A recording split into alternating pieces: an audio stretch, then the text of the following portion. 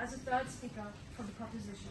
Throughout this debate, we have underscored the critical importance of embracing strict state secularism in Western liberal democracies. We firmly believe that in a society where diversity is celebrated and equality is paramount, the state must uphold a principle of neutrality towards all religions.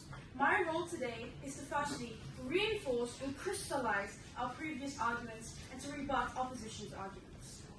Now, in terms of rebuttals, in terms of banning religious symbols, including things like hijab and other garments, yes, the hijab would be banned in the public sphere as it's a symbol, but that does not necessarily mean they cannot abide to their religious obligations. They can wear a hat and a scarf, and that would still suffice. Amongst other things for other religions, and there's different types of garments that would be that you would be able to do so. Op says that you could possibly, how could you possibly be a Western liberal democracy while enforcing strict state secularism? Western liberal democracies, as we have already mentioned, protects the right to personal expression, freedom of choice. These rights are not infringed when implementing strict state secularism. Strict state secularism provides the freedom of religion and choice, but in private. Okay. And also, I just want to emphasize, they said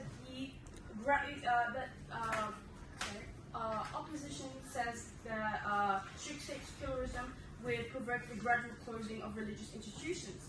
This would simply not be the case. Okay, implementing strict state secularism does not necessarily mean religion will lose its significance. Okay, within the people, the only thing it does is restricts religion in a private sphere.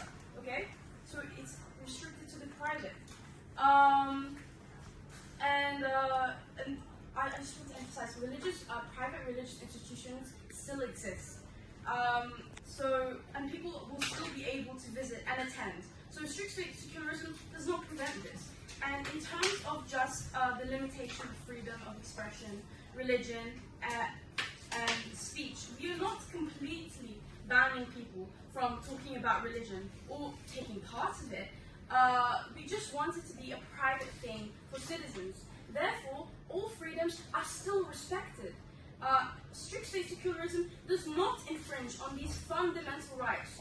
Also, in terms of minority religions being more so affected because of the lack of religious symbols and religion in general in the public sphere, really, if there is no display of these symbols, there's really no way of creating stereotypes and things like this. Therefore, these arguments are not valid. No, thank you.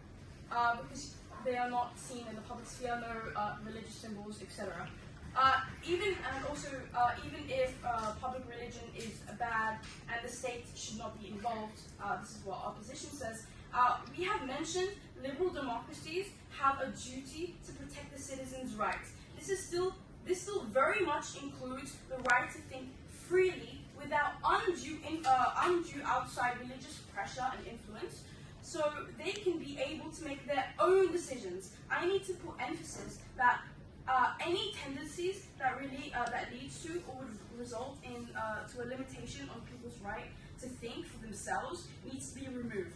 We have said this. And now, in terms of public services, the government paying for secular schools and taking tax away, this is a complete waste of funding and money and should be used for more important and really necessary manners. Okay, there is much more necessary and important things to put funding towards. Also, religious people can also work in secular NGOs as well. Now let's move to reinforcing our arguments. I just want to absolutely emphasize that in terms of sectarianism, the case is really inevitable, considering the Christian majority mixed with immigrants coming from conservative religious backgrounds. This is just really always going to be the case. Also, the essential right of being able to explore religion without the undue outside religious pressure is really just taken away from things like religious enclaves, constant outside exposure to undue religious pressure and influence, etc. In conclusion, I believe as PROP we have effectively countered the opposition's claims and demonstrated that strict state secularism is crucial for fostering societal cohesion and freedom. By promoting and minimizing sectarianism, we create fairer and more inclusive environments where diverse ideas can flourish without the restrictions of religion and religious symbols in the public sphere. Okay? Let's embrace strict state secularism to uphold democracy and ensure equal rights for all citizens.